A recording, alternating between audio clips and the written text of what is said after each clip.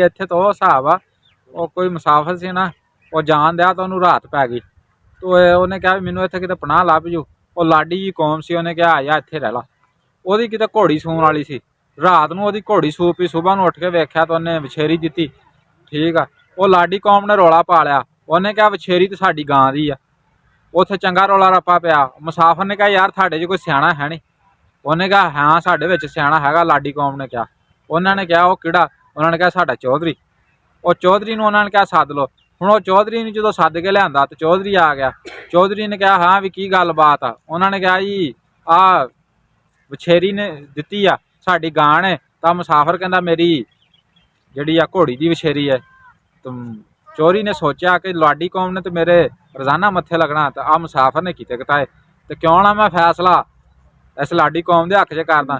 ਉਹ ਚੋਰੀ ਨੇ ਕੀ ਫੈਸਲਾ ਕੀਤਾ? ਚੋਰੀ ਕਹਿੰਦਾ ਵਿਛੇਰੀ ਜਿਹੜੀ ਹੈ ਨਾ ਉਹ ਗਾਂ ਦੀ ਹੈ, ਲਾਡੀ ਕੌਮ ਦੀ ਆ। ਮੁਸਾਫਰ ਨੇ ਘੋੜੀ ਤੇ ਦਿੱਤੀ ਲੱਤ, ਉਹ ਚੁੱਪ ਕਰਕੇ ਅੱਲਾ ਦੇ ਸਪੁਰਦ ਕਰਕੇ ਕਹਿੰਦਾ ਚਲੋ ਠੀਕ ਆ ਜੀ। ਉਹ ਚਲ ਗਿਆ। ਜਦੋਂ ਉਧਰੋਂ ਫੈਸਲਾ ਕਰਕੇ ਚੌਧਰੀ ਵੀ ਘਰ ਚਲ ਗਿਆ। ਜਦੋਂ ਚੌਧਰੀ ਘਰ ਗਿਆ ਤੇ ਪਿੱਛੋਂ ਲਾਡੀ ਕੌਮ ਨੇ ਰੌਲਾ ਪਾ ਲਿਆ, ਰੋਣ ਲੱਗ ਪਈ ਕੂਕਾਂ ਮਾਰ ਮਾਰ ਕੇ। ਜਦੋਂ ਰੋਈ ਤਾਂ ਚੌਧਰੀ ਆਇਆ। ਉਹਨਾਂ ਨੇ ਕਿਹਾ ਕੀ ਗੱਲ ਆ, ਕੱਲ ਹੀ ਰੋਈ ਜਾਂਦੇ? ਫੈਸਲਾ ਤਾਂ ਮੈਂ ਤੁਹਾਡੇ ਹੱਕ ਦੇ ਵਿੱਚ ਦਿੱਤਾ, ਤਾਂ ਵੀ ਤੁਸੀਂ ਰੋਈ ਜਾਂਦੇ।